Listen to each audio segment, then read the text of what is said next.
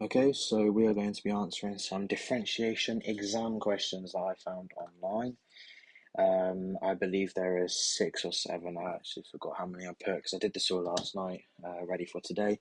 But if you're not too sure how this differentiation works, I just check out the previous video of how to differentiate basic polynomials. This is pretty much all that first year differentiation is. Most of the new differentiation rules and everything come next year, so let's just answer some exam questions. So, first question, we've got y equals 4x cubed plus 2x squared minus 7x plus 10. So there's an a and a b. So a, find dy by dx. Okay, well that's quite easy. We did that already. So dy by dx. So you do the coefficient times the power 1 and decrease the power by 1. So 4 times 3, 12. X, decrease the power by 1, 2. Then you got 2 times 2, which is 4, decrease the power by 1, just x. Then you got minus 7 times 1, which is minus 7, decrease the power by 1 would be nothing, and obviously the 10 is a constant, so get rid of that. Got no need in the derivative. So there you go, that is your 2 marks. And then part B, find the gradient at x equals 3. So the dy by dx, we know that that is the gradient function. So any number that we plug into the x value for that, solve it, that'll give us the gradient at that point. So let's just do it. So just carry on the equals here. Actually, it's not equals, is it? So that's a very bad idea. So we'll just put when x equals 3, dy by dx equals 12 into 3 squared plus 4 into 3 minus 7. You could probably work that in your head. I'm just going to plug that straight into my calculator. Plus 12 minus 7 is going to give me 113. So the gradient at that point is 113. Now it could ask us to go on and find the line, but it hasn't. So we know that dy by dx when x equals 3 is 113. So that is your other 1 mark. Next question. Okay, so it's just 4 marks for finding the derivative of f of x.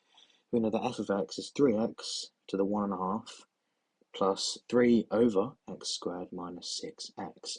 So first thing I'd be looking at is probably this one here, because we don't know how to differentiate that, because it's 3 over x squared. So thinking about our indices laws, we'll just write f of x again down here. So we can keep that as the same, 3x over 3 over 2. Plus, so we know that x squared, or something over x squared, is the same as saying x to the negative 2. And then we can just write the minus 6x as well. Then work out derivatives, so we put the f dash.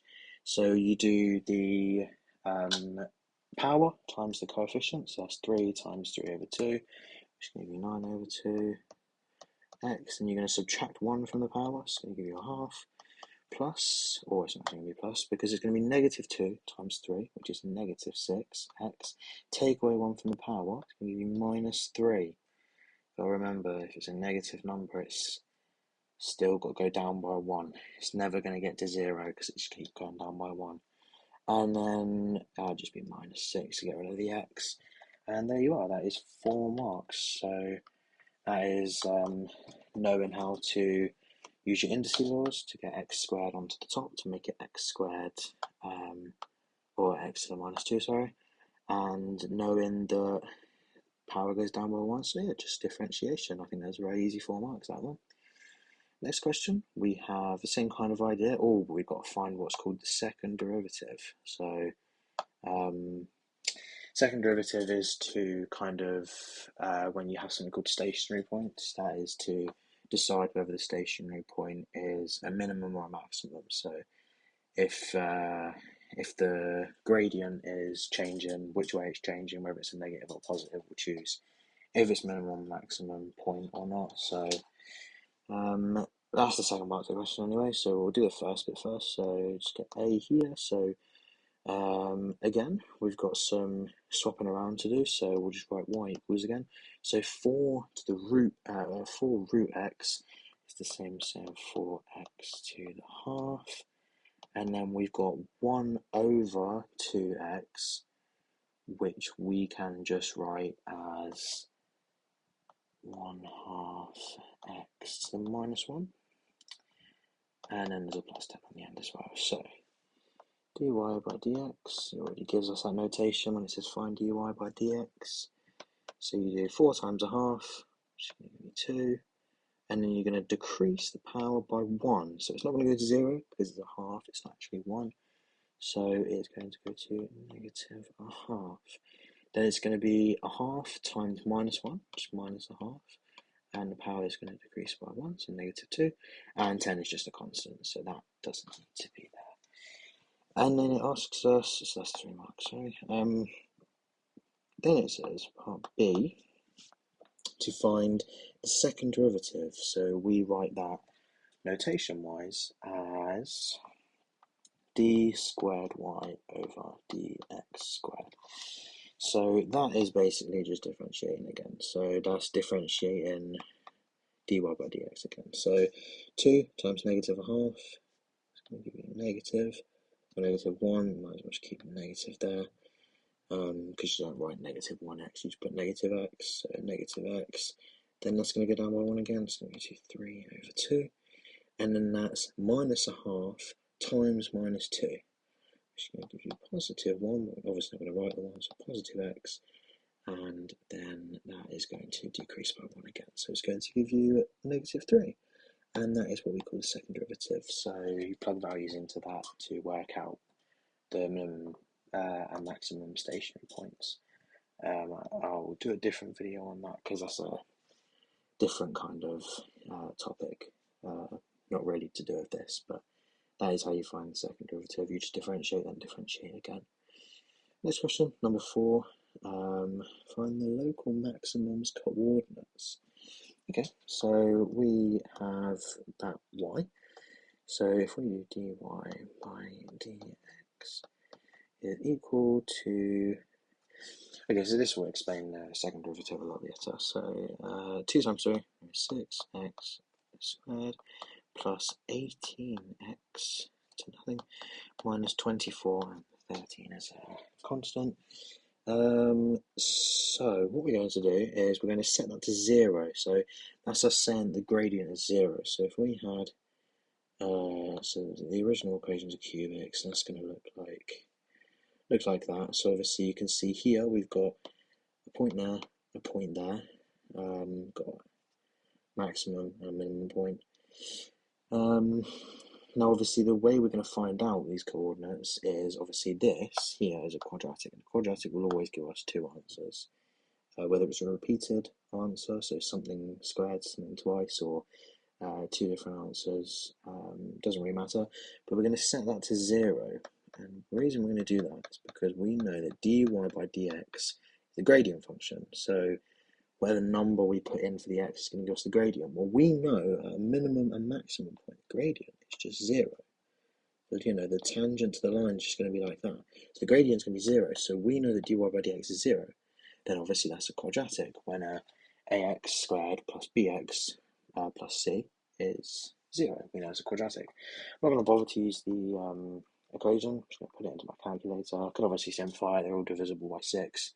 But I'm just going to put it in my calculator how it is. So I've got 6, 18 minus 24.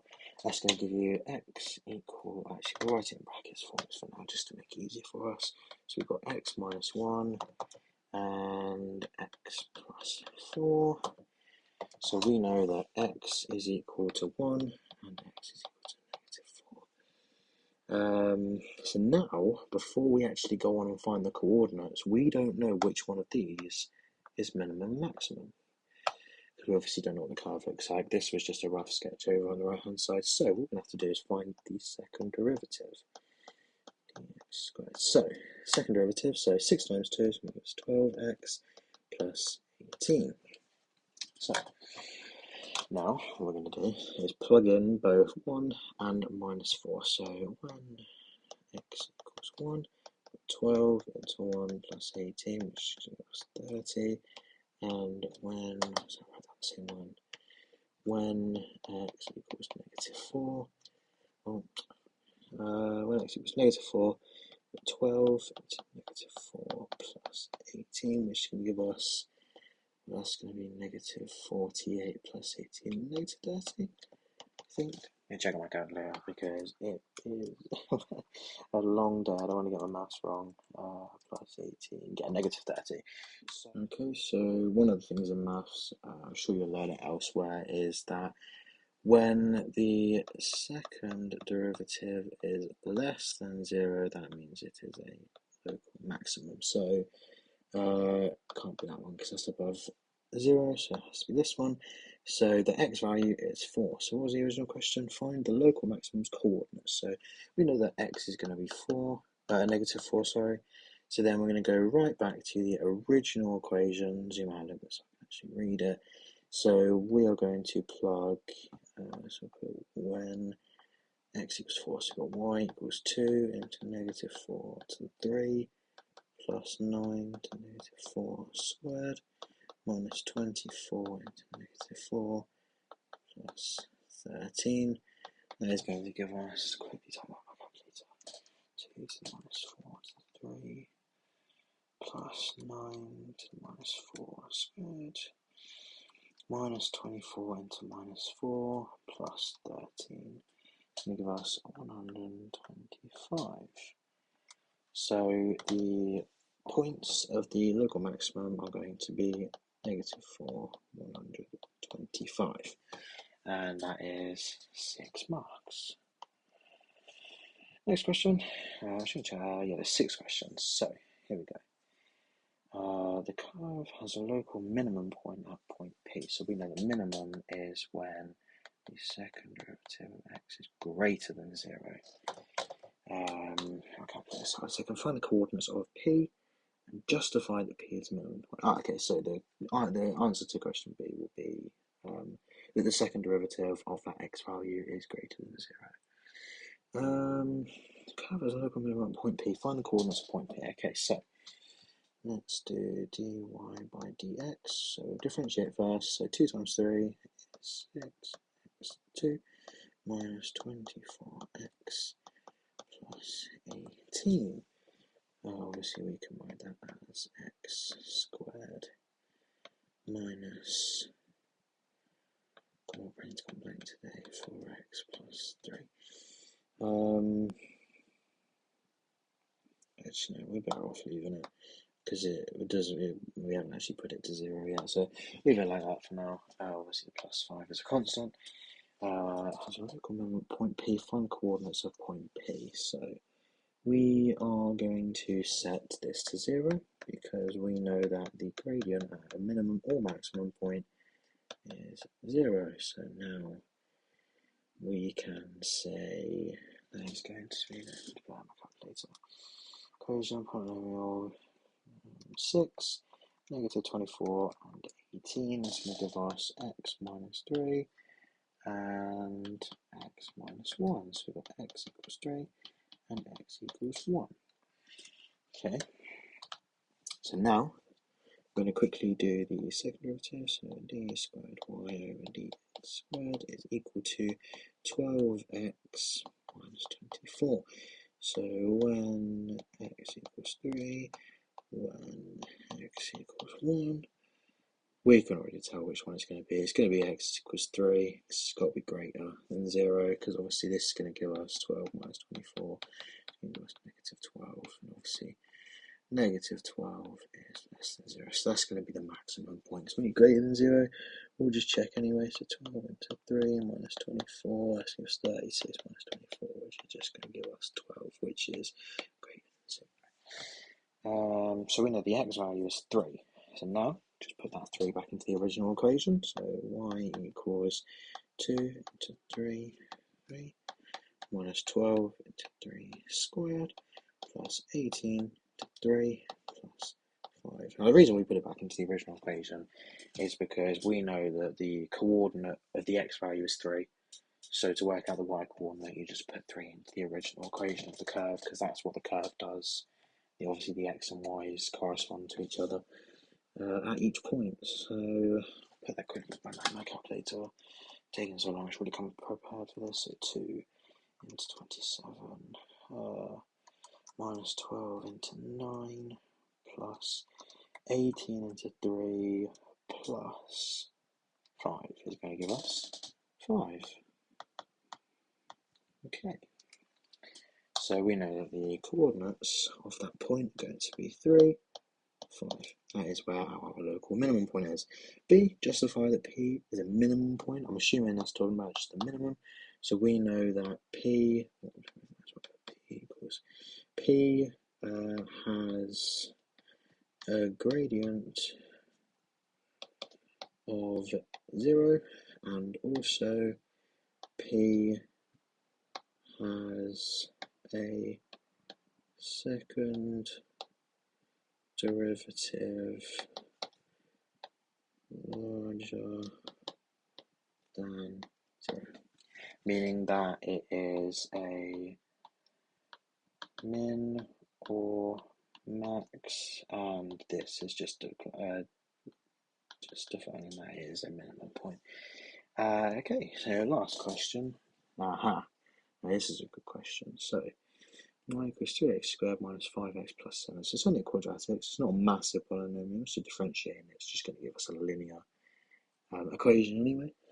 Find the equation tangent to the curve at 2, 9. We answers in the form y equals mx plus c, where m and c are integers to be found. Okay, I think this is probably one of the easiest questions given today. So I didn't write the questions myself, but find the equation tangent to the curve. So we know that if it's tangent to the curve, that means that at that point of, so we know that the 2 is the x value and the y is the 9 is the y value.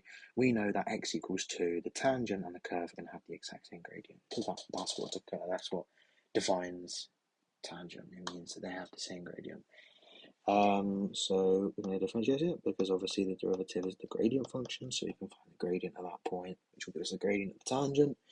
So we know that dy by dx is going to be 6x minus 5, obviously give us the 7 because it's a constant. So we know that x is 2. So when x equals 2, the gradient is going to be 12 minus 5, which is going to be 7. So we know the tangent m equals 7. We also know that x1 is going to be 2 because that point is on the line. We also know that y1 is going to be 9 because we were given the coordinates up here, which was very, very nice. So now we know the 3 things. We can now use our equation of a line formula, which you're not actually given in the exam, so it's very, very useful to memorize it because it's very useful in questions like this and coordinate geometry, and it's just very, very useful, especially for second year as well. So yeah, I'd recommend just getting the grips right now. So we know that y1 is 9, we know that m is 7, we know that x1 is 2, so we can say that y minus 9 is equal to 7x minus 14, so y is equal to 7x minus 5. So that means that m equals 7, c equals 5. And that is in our final form. I didn't write down how many marks that question was. Probably got a bit late last night. So just kind of forgot to do that. But yes, that is the last question. If you would like any more, just let me know. I'll conjure up some more questions and be sure to put them down on a piece of paper and explain through them myself. So thank you for watching, and I appreciate your time.